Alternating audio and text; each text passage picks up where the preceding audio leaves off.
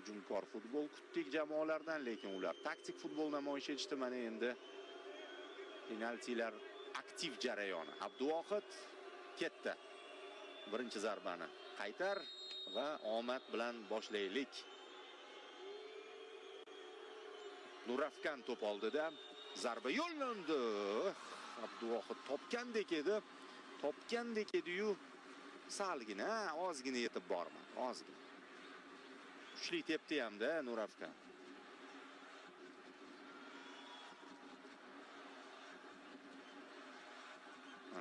Ozgina santimetrlar yetmadi. Bizdan Eldor Shomurodov boshlab beradi. Eronga qarshi avvalgi o'sha Kaffadagi turnirda penaltidan foydalana olmagandi. Lekin undan keyin Turkiya chempionat to'purariga aylandi. Hozir zo'r formada. Turkiyaning ayni vaqtdagi eng yaxshi hujumchisi bo'lib turibdi, agar fakt bo'yicha gapiradigan bo'lsak. Shu yerda ham mana hozir hal qilish kerak. Beyranbandga qarshi. Eldor zarba, bir ishonchli, xotirjam va ayyorona zarba. Eldor ortiqcha emotsiyasiz. Nega? Chunki u jamoaga ko'rsatish kerak. Hammasi normal ketyapti. Nazorat ostida.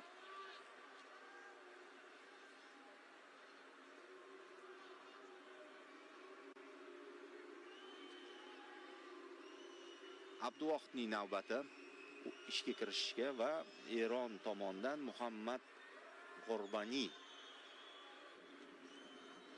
darvoqe al-vaqtida o'ynaydi Birlashgan Arab Amirliklarida. G'orbani Ne'matov.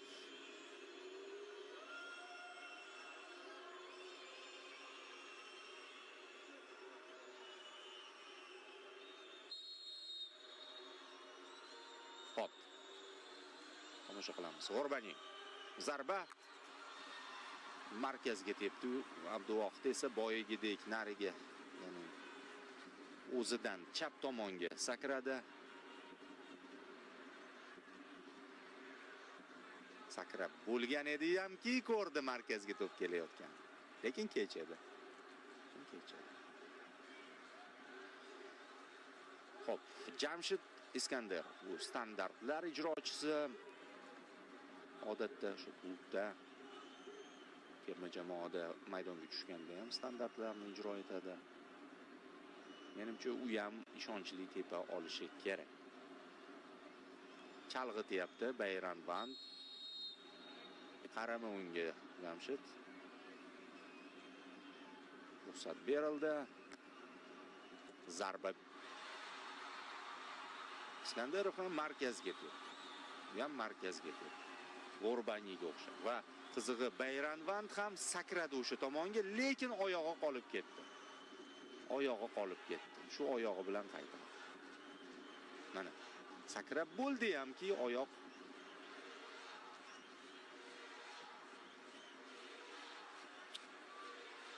endi mayli hozir.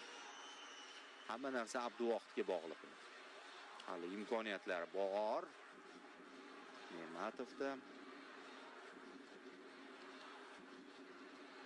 Mahdi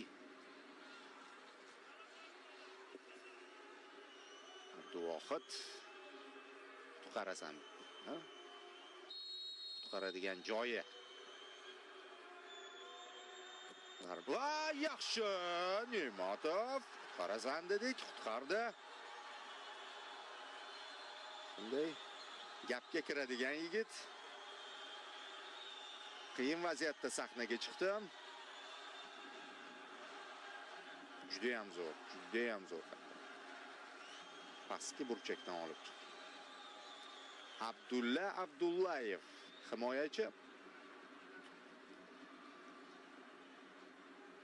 Shu boy qizilli epizodda qatnashdi-yu, bu unutilishi kerak. Mana hozir yaxshi tepib bersa bo'ldi, unutamiz. Ruxsat bor. Abdullayev juda ham ishonch bilan tepyapti, pastki burchakka yumalatib. Taxminan Eldorga o'xsha, faqat bu tarafga. Nariga burchakka, pastki burchakka. Beyrand Vand chalg'itishga maksimum harakat qilyapti har gal. Shunga qaramasdan turib tepdi.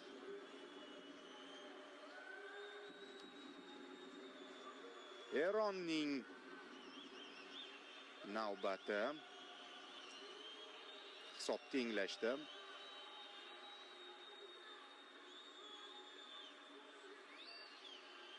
To'p oldida Majid Husayni. Bu ham Turkiyada o'ynaydi, Kayserisporda.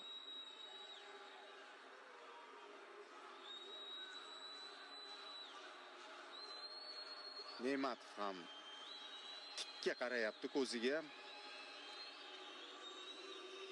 Ruhan u ham bosim qilmoqchi Majidga.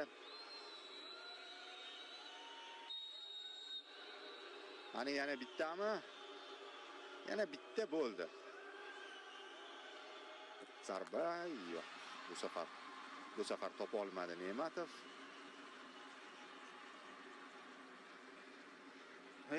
Eron bilan shuncha hayajonli o'yinlarni boshdan kechirib yetmaganiga yana penalti tepishyapmiz bular bilan. Bir video ko'rdim, eronlik jurnalistlar yana O'zbekistonmi deyotgan. Rustam Ashurmatov. Bu ham Eron chempionatida o'ynaydi, yaqindan boshlab.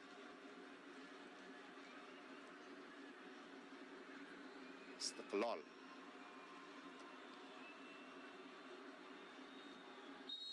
Yaxshigina pushkasi bor Rustamning ham.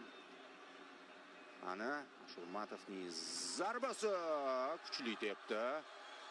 Beyrand Vand yetib bora olmadi bu to'pga. Teng ketyapmiz. O'zaro o'yinlarimiz qanday o'tsa, penaltilar ham shunday o'tyapti. Sinxron xatolar, sinxron aniq zarbalar hammasi tengma-teng. 3-3 va oxirgi zarbalar buyog'i. Bo'ldi. Ana endi kulminatsiyaga yetib keldik. Erondan oxirgi zarba ijrochisi 5-raqamdagi Millat Muhammadi. Tajribali 32 yoshda, himoyachi, chap qanotda o'ynadi. Chapaqay.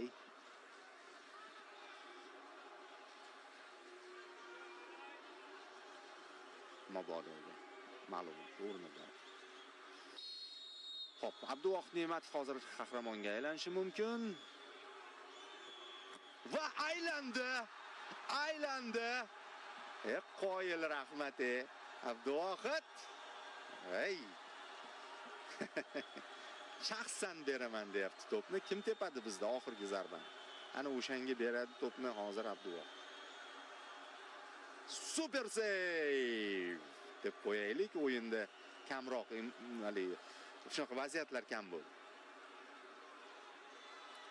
Akmal Mazgavoy, Birlashgan Arab Amirliklari chempionati vakili, Birlashgan Arab Amirliklarida bizga hal qiluvchi zarba bilan g'alaba keltirishi mumkin. Kayfiyati yaxshi, o'ziga ishonyapti. Beyrand Vand chalg'itishga qancha harakat qilmasin, Akmal sovuqqon futbolchi. Ishonamiz. Zarba! Gol! Yana yutdik Eronni. Ketma-ket ikkinchi marta penaltilar seriyasida, lekin o'sha qizil bilan yanada bu g'alaba yoqimli bo'lyapti bizga. Zo'r tepdi. Akmal Mazgavoy chiroyli nuqta qo'yib berdi. Bu o'rtoqlik turniri, lekin mayli bu ham bir yutuq. Eron ustidan erishilgan har qanday g'alabamiz yutuq. Va mana milliy jamoa futbolchilari, shtab a'zolari hamma birgalikda g'alabani nishonlamoqda. Abduvohid albatta. Abduvohid Ne'matov. Uning muhim pallada sahnaga chiqishi Fabio Cannavaroga bir kichik boshlanishiga kubok olib kelmoqda. Al-Ayn kubogi. Tabriklaymiz g'alaba bilan. Eronga har doimgidek respekt, yaxshi o'yin uchun biz hurmat qilamiz. Azaliy raqib bo'lishiga qaramasdan bu jamoa baribir Osiyoning bizga yaqin bo'lgan mamlakatlarida. Shukurullo Ashirov, Sarvar Tajiyev, shtab a'zolari, doimiy terma jamoa administratorlar Jamoliddin Salihov, Davron Ahmedov, kim yana bu yerda kadrda? Ko'rganimiz, ulgurganimizcha tanishtirdik. Endi butun shtab mana jamoa menejeri Shohruz Xo'jayev, Fabio Cannavaro, tabriklar.